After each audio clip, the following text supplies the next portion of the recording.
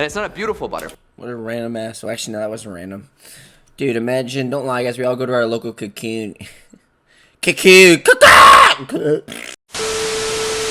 Rapers, what's his good? It's your boy Laser. He's about to get another scary reaction video. He's on the scary content. So continue to live for you guys right now. Top 5 scariest horror manga you need to read. I don't know shit about manga, guys. Like, I never read manga. But if you're scary content, you want scary reviews, features, hit the like button. You subscribe to notification bell icon. Also stream it every day on Twitch. Go check out streams, freaking amazing. Let's dive straight in this video.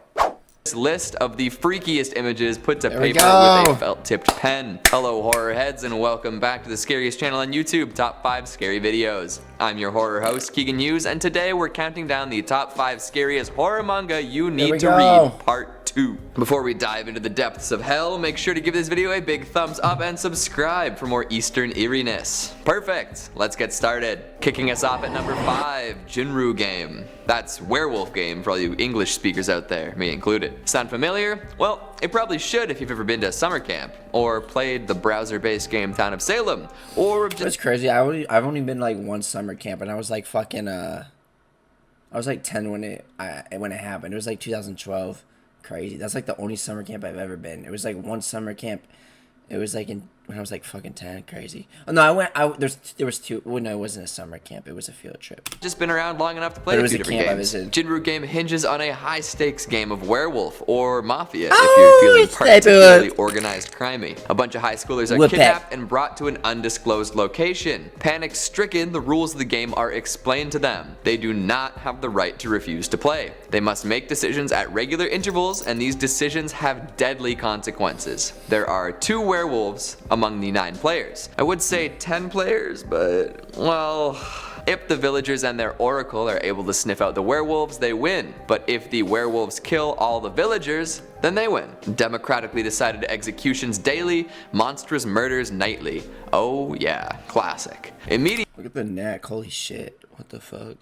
Immediately, mind games begin as the group is told that the werewolves are experts of deception. Everyone is on edge, trying to finagle a way to survive. To make things even more insane, each person supposedly has a grudge on someone else, whether it was someone stealing from them and putting their business out of business, or performing a hit and run, ending their sports career. It's all bad news. Now, the mind games and the terrifying setup are just one part of what makes Jinru Game so scary. The other part is the grisly murders that happen so often. The gore does not hold back, with people's heads being separated from their bodies via expanding dog collar, or having their dome caved in by a fire axe. And that's just in the first little bit. The players often have to murder their mark themselves, making murderers and accomplices of each and every one of these poor high school students. Paranoia sets in and many bloody blitzes ensue. A wicked time indeed. Rolling in at number 4, Pupa. Oof, this one just makes me hate the use of Oni-chan even more. A pair of siblings abused by their father and abandoned by their mother are infected by a mysterious disease that makes them monsters. They have to look out for each other, dependent on There's a story when I took on the name... Wait, what? Each other for their survival. However, the monster in younger sister Yume is much more insidious than whatever's dwelling inside of Utsu. In fact, she must feed on her brother daily in order to survive, and we're not just talking about nibbling on his limbs either. No way. She digs right into his guts and makes a lovely meal of his steaming intestines. Oh, fuck. Me and who? Come here. Ah! Thankfully, I think Utsu has crazy regenerative powers thanks to the pupa disease and can afford to have his sister take a few organs every now and then. The whole time they're being monitored by a shady organization and often run into other monstery maniacs. Plenty of nasty brother-sister gore here and plenty of questions that get less than lovely answers later on. Why is Utsu so protective of his sister? Where did the disease come from? How did she convince him to let her feed? Oh boy. Add in some insane monster transformations and you've got yourself an equal parts disturbing and fascinating series. Like a butterfly emerging from a cocoon, except the cocoon is a flesh-filled human body. And it's not a beautiful butterfly. What a random ass. So actually, no, that wasn't random. Dude, imagine, don't lie, guys. We all go to our local cocoon. We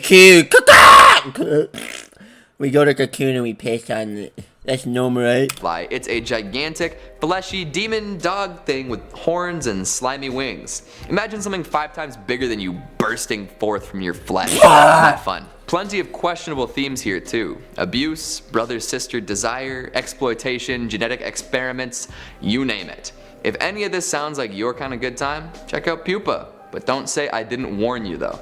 Busting down the door at number 3, we have Fuwa no Tane. Masaki Nakamura can make anything scary. Anything.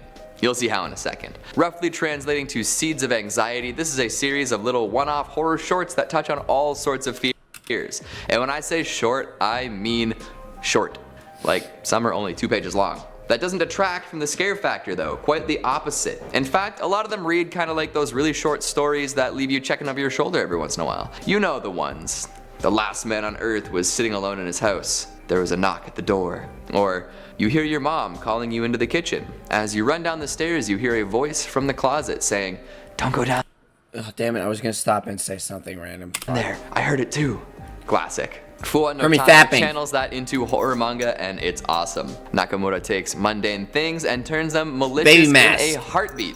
Traffic signs, puddles, old folks, all incredibly upsetting all of a sudden. Some of them are longer than that for sure, but they still keep the action moving along at a brisk pace and end before they start to drag on. Urban legends, common fears, all addressed and I look, you gotta start reading manga now just because of this video, man. This shit's making me want to read it now all of a sudden. Illustrated beautifully. Some of the stories can be kind of goofy and weird, but that's all part of the experience. You'll wrap up one that has you shaking your head and the next will jump out and ruin your sleep for the next few months. Don't let your guard down. Coming in at number 2, we've got Homunculus. This takes psychological horror to a whole new level. Like, it's totally up to interpretation, and that's probably the scariest part about it. No real answers, nothing delineating real from fake. Someone like Nakashi could actually be out there. Or you could end up like Nakashi. I should probably explain what I'm talking about. Homunculus follows a salaryman turned homeless nomad. He can't figure out what to do and as such is living in his car with a pleasant view of both a ritzy hotel and a park full of homeless people. Somehow he believes that he's better than both groups. Huh. In exchange for a very hefty sum of money, Nakashi signs up to be a lab rat of sorts. He becomes a trepanation test subject. Trepanation is the practice of drilling holes in one's skull. It used to be believed that doing so would increase blood flow, relieve pressure, and open up the person's— Wait, what the fuck? Hold on. Pretend this knife is a fucking booty hole massager. Wait, wrong spot. Pretend this is a drill. Oh yeah. Sixth sense. It's illegal, but that's not going to stop these two. So Nakashi goes through with the procedure and ends up being able to see homunculi, or the real representation of people, the hidden side of their psyche. Often these are hideous, desire-ridden abominations, showing off the depravity and self-centeredness of people at large. Look at that clear face. Upon gaining this power, Nakashi's ego is fed even more so. He sees himself as better than everyone, especially now that he can see their terrifying inner selves. As his abilities fade, he opts to perform the skull-screwing procedure on himself to get them back, causing him to fall deeper into the darkness. This leaves the reader with a lot of questions, none of which that are explicitly answered. Is Nakashi really seeing the homunculi, or is he hallucinating it as a side effect of the procedure? Are these accurate representations of people, or just how he sees them? How do we see the world? Do other people see it the same way too? How much is unique to each individual? No, you know what's crazy, bro? Like, this is like a whole shower thought. It's crazy to think that everything we see around us is just like an illusion that comes from our brain. You know what else trips me out? It's crazy to think that we're just a brain. Like I don't know, like I can't explain. Like our brain, like without our brain, we're nothing. So it's like we're basically the brain. We're literally just a brain, basically, and we're a brain that's surrounded by flesh. Like, doesn't that that's like a whole shower thought, bro? Like, it's just crazy to think that I'm a brain that gets to fap his pee-pee every night. But fucking ha. See, even he thinks how fucking funny my handsome joke was. Yeah, keep crying, buddy. Your negative traits were anthropomorphized. What would you look like? Maybe you don't want to find out. And finally, coming in at number 1, Tomi. Of course, Junji Ito is gonna top the list once again. The Ito stans would wring my neck if it didn't. Not to say that Tomy doesn't deserve the spot, because it does, but had I left it out, I feel like I'd be dead and buried by the end of next week. Tomy is the horror manga extraordinaire's first major creation, and it still holds up against the rest of his most recent work. It takes a look at the life and times of a mysterious woman named Tomi Kawakami. Immediately recognizable from her long, dark hair and her eye, Tomy is a strange, magnetic person. She drives men to madness, who then kill and perform other insane, violent acts for her. Although sometimes she causes people to jump off the deep end in the other direction. With Tomy, it's love or hate. Kill her or kill for her. Plus, she's basically immortal. Even if you kill her, she'll come back. More Tomys grow from her in- Come to me, come to me. Give me that look. Oh no. Shit.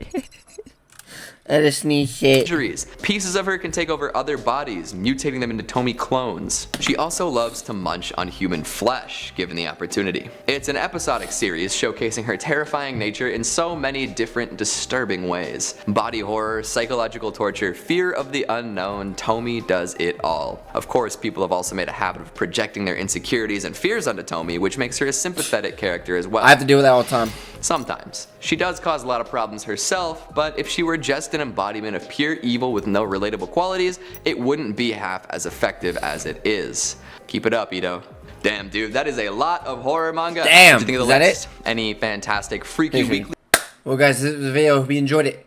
Which one of those mangas was the most scary to you? Enjoy scary content. These are scary features you need to do. I'll see you next one. Peace.